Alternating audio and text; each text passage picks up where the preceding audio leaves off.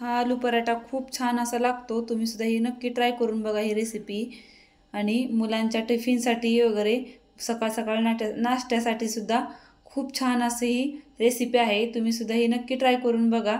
नमस्कार, मी स्वप्नाली रेसिपीमध्ये तुमचे खूप खूप स्वागत आहे। आज आपण बनवणार आहोत आलू पराठा कसा करायचा ते बघणार आहोत।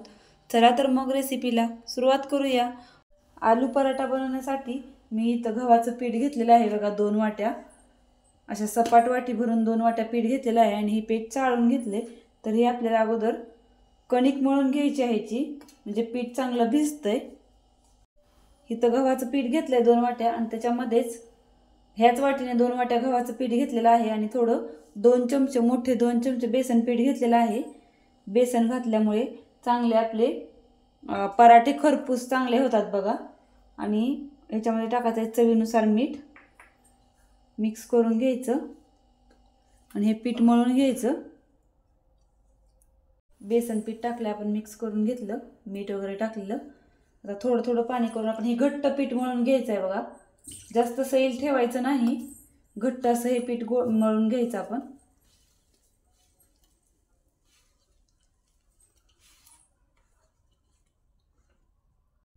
पीठ मळून झालं, ह्याला थोडंसं आपण तेल लावून ठेवायचं आणि अर्धा तास भिजवायचं बघा। भिजत ठेवायचं अर्धा तासासाठी पीठ। पीठ चांगलं भिजतंय तेल लावून असं मळून ठेवल्यानंतर जरा।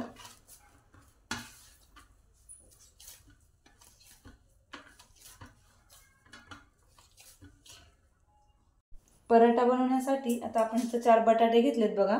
टिफिनसाठी आपल्याला इथं भाजी बनवून घ्यायची बटाट्याची।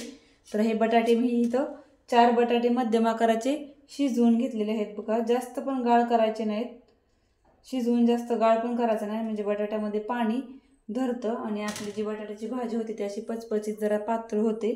त्याच्यामुळे जास्त पण गाळ शिजवायचा नाही बटाटा। तर हा बटाटा आपण आता खिसणीने खिसून घेऊया।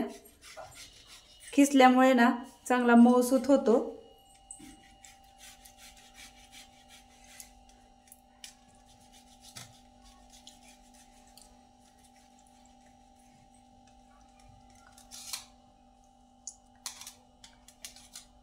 आता सगळे बटाटे आपण खिसून घेऊया या पद्धतीनं। बटाटा खिसून झालेला आहे। आता ह्याच्यामध्ये टाकायचं आहे आलं, लसूण आणि मिरच्या। 4 ते 5 मिरच्या इथं आपण जाडसर वाटून घेतलेल्या आहेत बघा।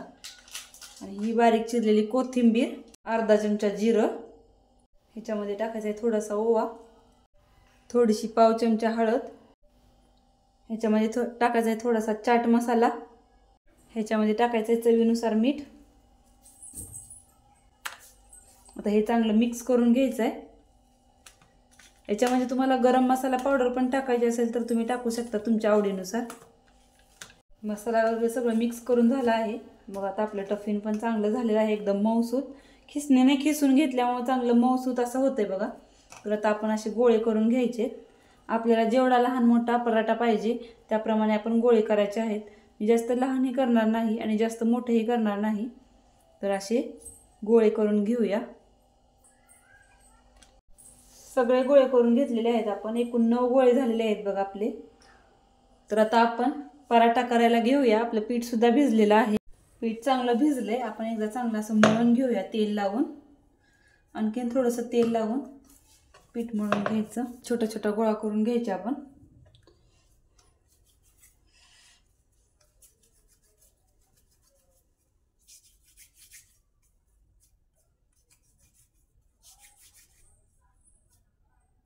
बघा मी एवढा गोळा करून घेतलेला आहे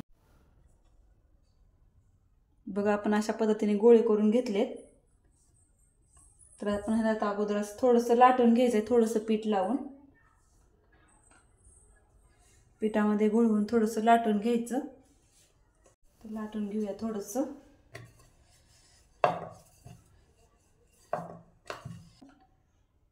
आणि असं बटाट्याची भाजी जे आपण सारण जे बनवलेलं आहे ना ते असं घालायचं आणि असं जे आपण पुरणपोळीचा जसा हुंडा भरतो ना तसा हे भरून असं गोल गोल फिरवून असं बंद करून द्यायचं। आणि जे एक्स्ट्राचं जे पीठ राहिलेलं आहे ना ते थोडंसं काढून घ्यायचं असं बघा। पीठ लावून घेतलं असं असं थोडं सगळीकडे पसरवून द्यायचं आपण, म्हणजे जे आपलं बटाट्याचं सारण आहे ना ते सगळीकडे आपलं पसरलं जातं. अगोदरच पसरवलं की असं, आणि एकदम जोर देऊन असं आपण लाटायचं नाही, हलक्या हाताने आपण असं गोल गोल फिरवत पलटी मारत थोडंसं पीठ लावत लाटून घ्यायचं.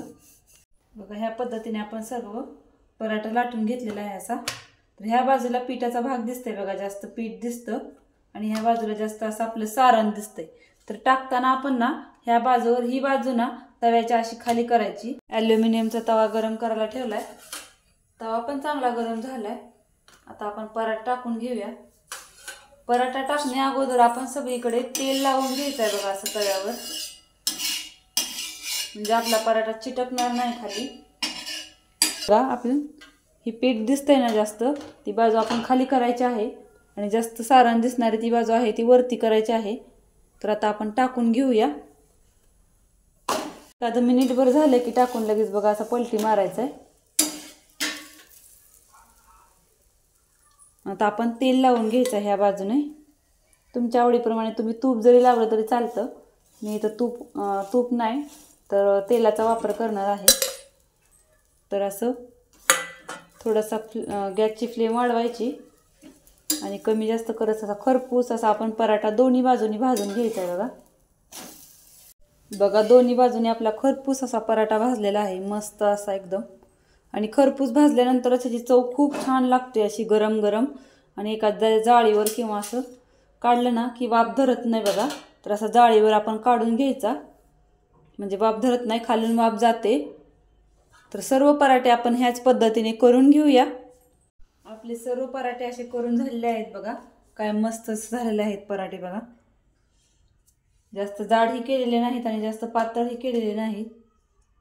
बघा सगळीकडं असं कडेपर्यंत असं सगळं बटाट्याचं सारण असं कडेपर्यंत गेलेलं आहे बघा, आणि खरपूस असे मस्त भाजलेले आहेत.